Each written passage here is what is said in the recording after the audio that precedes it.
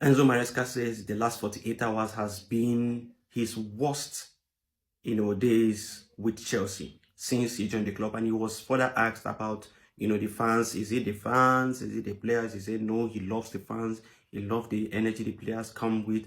But if you look at his statement, you know that he is directing it to two persons: the pundits that are always attacking, or the management. And most likely it is the management. It is the management, because those are the people who have a direct impact on him. The pundit should, I don't think the pundit would have direct impact on him, feeling that it is the worst moment. No. I don't feel the pundit. The people would have that direct impact on him because, they are the management of the club. Definitely is the management, because they have control over the contract, they have control over things that happens in the club and all. So these are the people who have direct impact on whatever Enzo Maresca does, and this is where he is coming from. Now, Enzo Maresca has to be blamed, and also the management has to be blamed.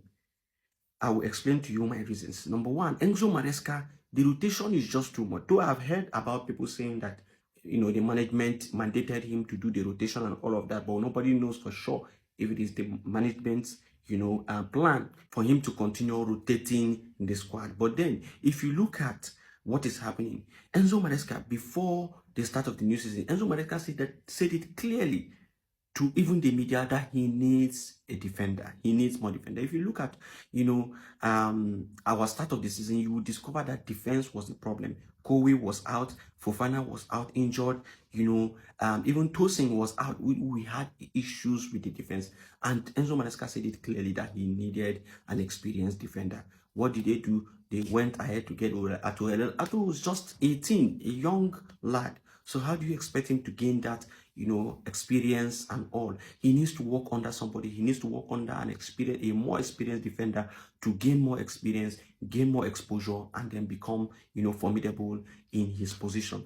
But they did not do that for him. That is where I fault, the management, because you need to infuse some level of experience, balance with the young lads you are building. You want to build young team, and yes, we understand that you need also experience to help this young lad. If we didn't sell Thiago Silva, it would have been, a boost for us, because this guy is a leader. He would have coordinated the defense well and, given directions to the players on what to do and what not to do. But you see that experience is lacking in that defense line. You need at least one center defender that is very, very experienced.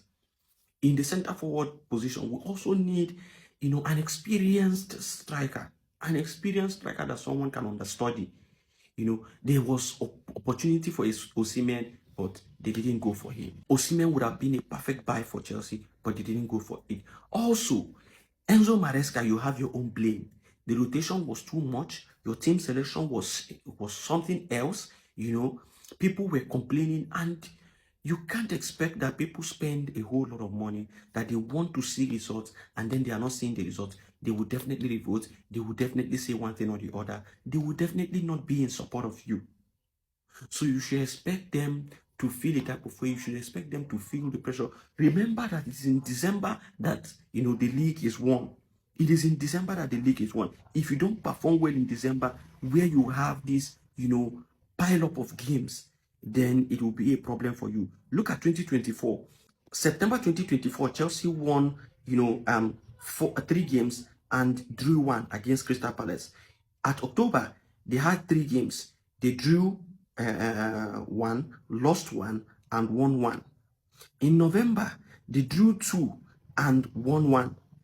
In December, they lost 2, drew 2. They lost against Ipswich, they lost against Fulham, drew against Everton, drew against Crystal Palace. In December, this is when you have a pile up of games coming on. In January, they lost against Man City, won Wolverhampton, and drew against Bournemouth. So 1 win, 1 loss, 1 draw. In February, they won West Ham, they lost against Brighton, they won Southampton, and then they lost against Aston Villa. You see, that inconsistency is the problem. And you need to remain consistent to be able to win something in the EPL, because the EPL is a very, very serious and very strenuous and very demanding league. Very, very demanding league. The management have their own blame. Enzo Maresca has his own blame. So it is not something that the management will just put on Enzo Maresca alone. No. They should also consider that man. They should also consider his feeling, consider what he has to deal with. But Enzo Maresca, I think he needs to begin to apply this measure of play your best players, let them start the game. When they are winning 2 goals, 3 goals, you remove them.